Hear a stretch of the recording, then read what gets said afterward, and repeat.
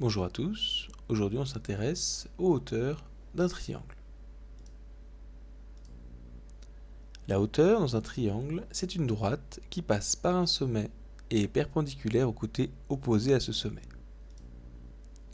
Dans un triangle quelconque, ici ABC, la droite qui va passer par le point A et couper le côté opposé BC perpendiculairement est la hauteur issue de A. Issue de A, ça veut dire qu'elle passe par le sommet A. Cette hauteur, on pourrait dire qu'elle est aussi relative au segment BC, car elle coupe BC perpendiculairement. Dans un triangle, il va y avoir trois hauteurs, chacune passant par l'un des sommets et coupant le côté opposé perpendiculairement, pour former un angle droit. Pour tracer une hauteur, on va donc utiliser l'équerre. Ici, avec l'équerre, on va venir tracer la perpendiculaire au côté opposé, passant par le sommet qui nous intéresse.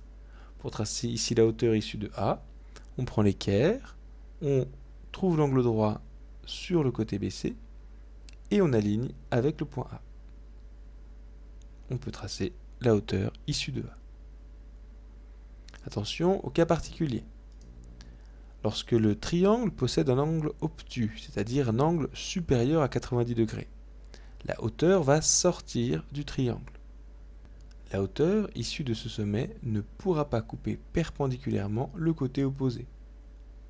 Donc on va devoir prolonger le côté opposé et tracer la droite passant par ce côté pour pouvoir faire la perpendiculaire à la droite passant par ce côté.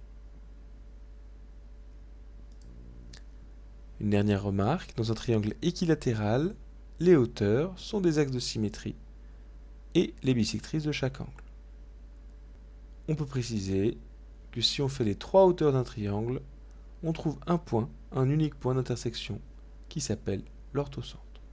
Voilà, merci.